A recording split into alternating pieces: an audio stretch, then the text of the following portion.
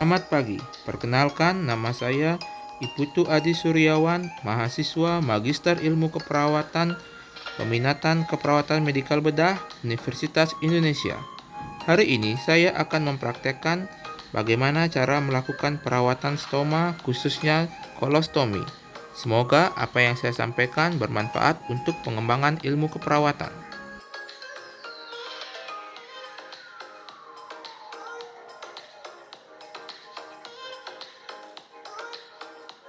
Selamat pagi Pak, dengan Bapak siapa?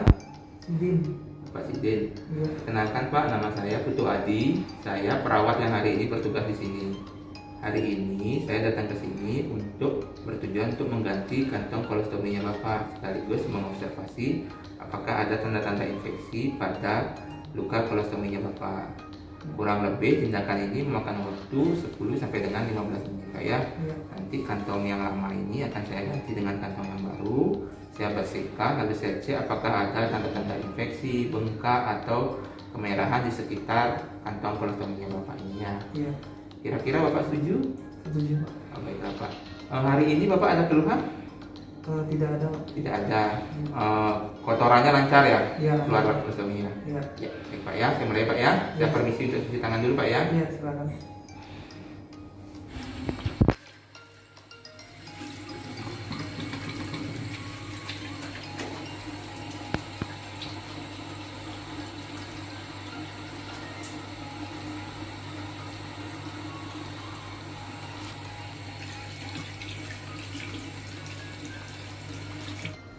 Pak, permisi Pak ya. Iya. Di sini teknologinya Pak ya.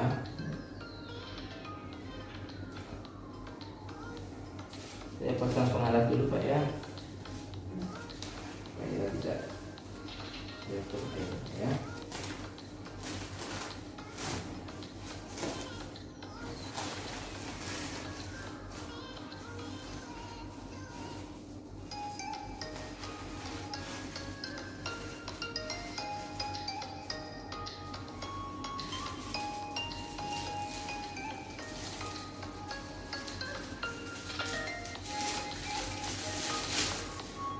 Kita kalau ini saya buang di sini Pak ya.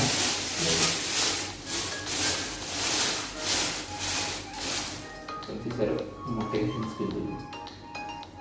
Kita pakai handscoon untuk mengganti kantong kolostomi tadi. Handscoonnya pakai handscoon yang bersih saja ya.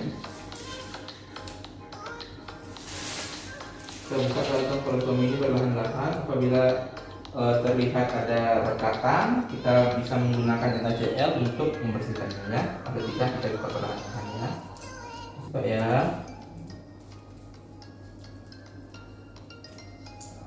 Di sini kita observasi jumlah kotoran yang kita buang, jenisnya dan juga warna serta baunya ya. Nanti kita dokumentasikan dalam catatan keperawatan. Ya.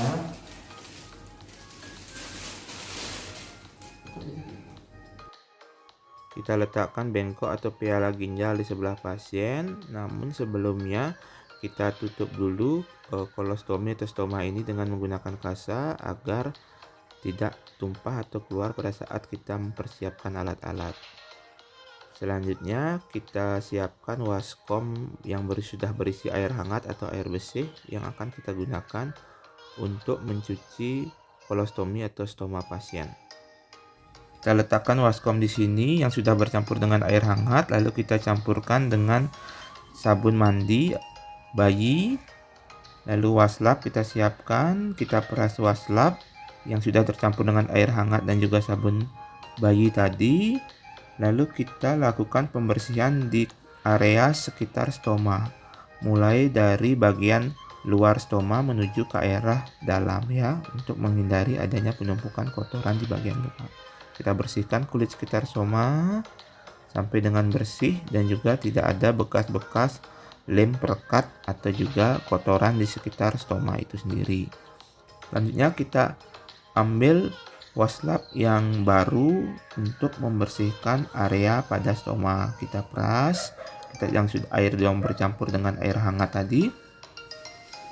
Lalu kita bersihkan pada bagian stoma itu sendiri. Bersihkan terhadap adanya kotoran atau sisa-sisa mukus yang menempel pada stoma itu sendiri. Sambil kita observasi stoma itu.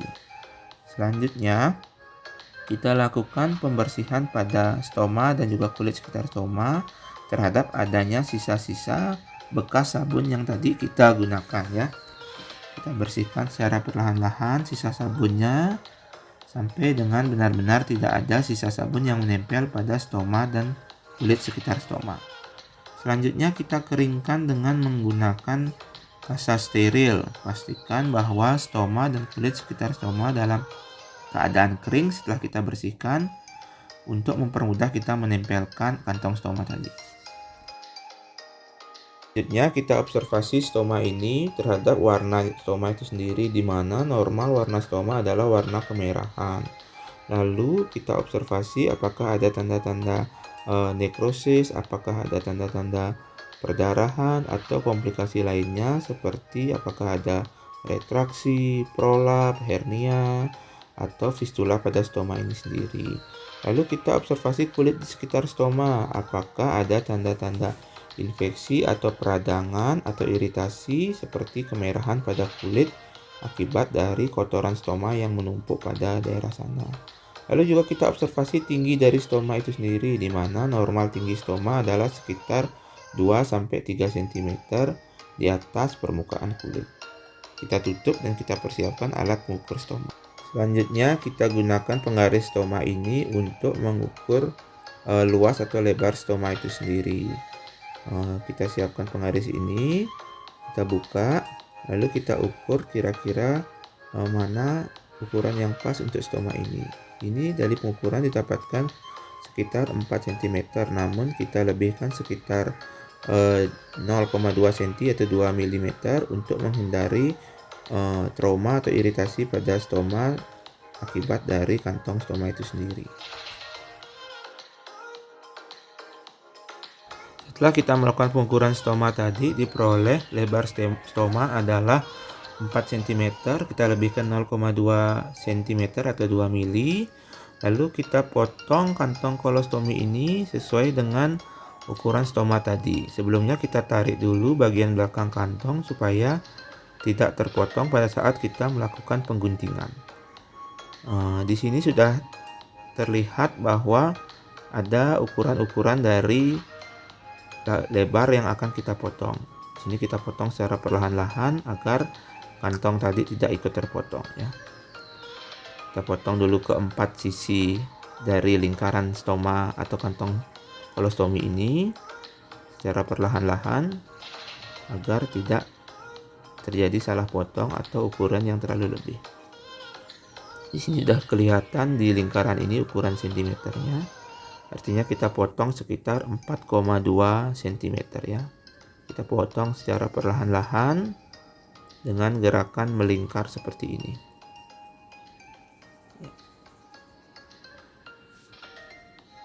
Kita potong dulu dengan gerakan melingkar. Setelah kita selesai melakukan pemotongan kantong stoma yang ukurannya sudah disesuaikan dengan stoma ini, sebelumnya kita oleskan dulu pasta. Tujuannya adalah agar kantong stoma ini lebih merekat pada stoma atau pada kulit dan menghindari terjadinya kebocoran saat penggunaan stoma ini ya. Karena pasien ini sudah bisa melakukan mobilisasi secara bagus, maka arah dari kantong stoma ini diarahkan ke arah bawahnya, tujuannya agar kantong ini tidak tumpah ya. Lalu kita pasang secara perlahan-lahan. Sebelumnya kita sudah mengoleskan pasta di sekitar luka stoma ini ya. Kita pasang ini, kita buka pasta secara perlahan-lahan ya, jangan semua sekalian buka. Kita buka sedikit ini.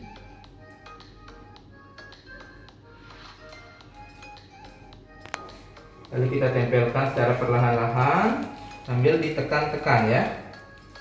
Sambil ditekan-tekan, usahakan tidak ada kulit yang tertekan atau tertekuk atau keriput ya, supaya tidak terjadi kebocoran pada kantong stoma ini ya. Kita masukkan secara perlahan-lahan ya, sambil kita tekan-tekan. untuk menghindari adanya kebocoran pada kantong stoma ini ya. Kita tekan ya. Setelah kita lakukan tekan-tekan tadi, lalu kita tutup dengan menggunakan klip ya. Selanjutnya kita pasang klip ini. Pastikan pemasangannya benar-benar baik supaya tidak terjadi kebocoran pada kantong stoma. Cukup ditekuk satu kali aja ya, tidak usah ditekuk berkali-kali karena memang produk ini dirancang untuk ditekuk satu kali saja.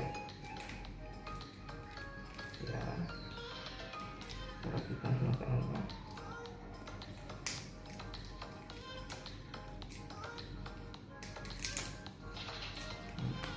Ya. Sekarang sudah rapi, posisinya sudah seperti ini ya. Lalu kita rapikan alat ini.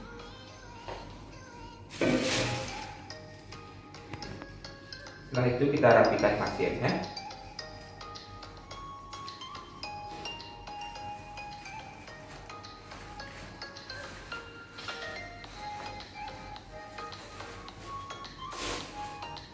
Kita buka air spoon, buang pada kresek kuning, dan kita cuci tangan.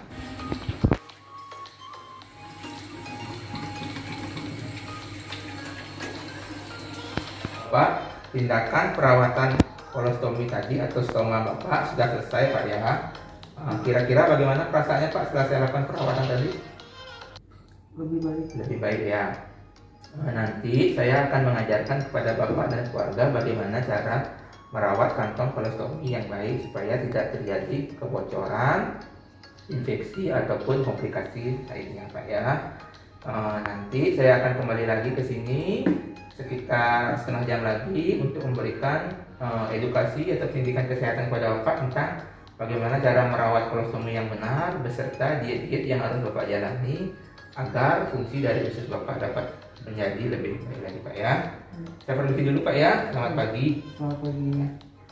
Berdasarkan hasil perawatan stoma diperoleh hasil bahwa kondisi stoma normal di mana tidak terjadi perdarahan, tidak terjadi nekrosis, dan tidak terjadi infeksi. Stoma berwarna merah dengan ketinggian stoma normal sekitar 2-3 cm, luas stoma 4 cm. Lalu kondisi kulit di sekitar stoma dalam keadaan baik, tidak terjadi infeksi lokal, tidak terjadi iritasi atau kemerahan, dan juga feses masih dalam keadaan normal.